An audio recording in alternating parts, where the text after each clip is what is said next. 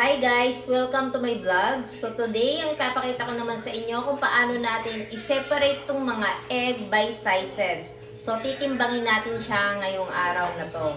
Ito yung mga harvest natin. Yan. Ito siya lahat.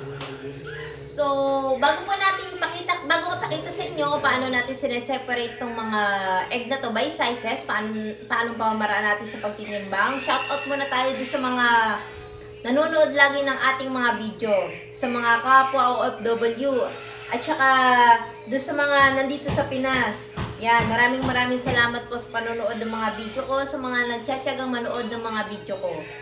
So, shoutout tayo kay Mr. Joe Loves TV from Qatar, si Rick Fernandez from Israel. Yan.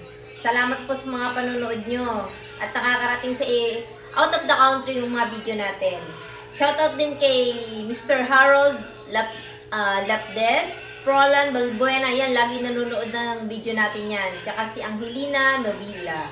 So, salamat po sa panonood nyo. So, nilista ko na dito yung pangalan ng mga nagpapa-shoutout kasi baka makalimutan ko. Kaya nilista ko po yung mga name nyo. So, ngayon, umpisahan na po natin paano tayo magtimbang ng egg. Yan. Ito, meron tayong timbangan dito. Ito ang timbangan na gagamitin natin. Ito. Ito yung timbangan na talagang dito nagsimula yung mga maliliit na poultry. Yung mga malalaking poultry, iba nang gamit nilang timbangan, yung machine. So, mas convenient sa kanila yon, mas maginhawa ang trabaho. Since na ang business natin, small business lang tayo, hindi naman maano sa labor, so ito yung gamit natin. Isa-isa po natin titimbangin to yan. Kung gaano karaming tray ang harvest mo sa isang araw, so patyagaan po tayo, isa-isa po natin titimbangin. Hindi porket tinimbang natin, okay na. Dapat nililinis din natin yan. So, ito yung timbangan natin. Papakita ko sa inyo. So, yan yung harvest natin. Yan. Madami-dami din to. So, sabi ko nga sa kanila, pag isang araw na wala ako dito sa poultry, matatambakan ako ng timbangin. Hindi rin biro isa-isa mong titimbangin yan. Tapos, isi-separate natin yung mga dirty egg. Yan, titimbangin natin. So, meron dito by grams, nakalagay.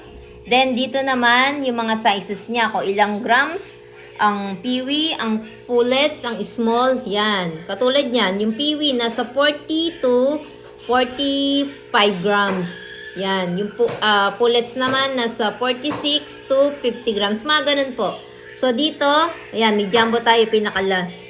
Actually, sa mga size na, yung biggest size natin, yung jumbo, dapat hanggang dito siya sa may 85 grams. Yan. Diba dapat nasa 71 to 71 to 75 grams. Pero hindi na namin sineseparate yung oversize.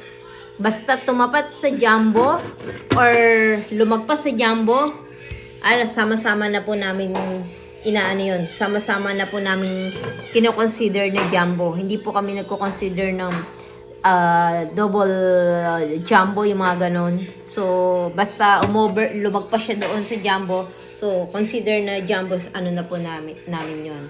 Umpisahan na natin ang pagtitimbang. So, pagtitimbang natin, pansinin nyo, yung line dito na, dito sa pinaka-zero, hindi ko sinasagad ng saktong-saktong zero.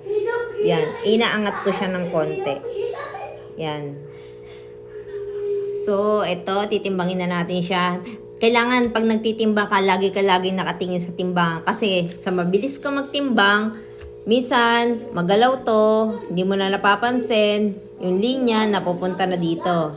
Ganyan. So baka sabihin na nadadaya natin sa timbangan. So kaya yun sa akin, inangat ko na siya dyan. If ever na bumaba, sumasakto lang din siya dun sa zero. So ito, ilagay lang natin siya dyan. So, makikita na po natin kung anong size siya.